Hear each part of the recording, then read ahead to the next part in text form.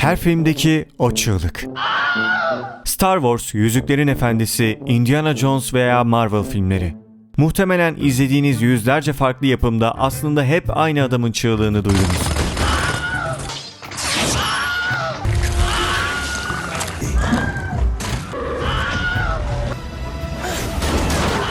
Sinema dünyasında buna Wilhelm çığlığı deniyor.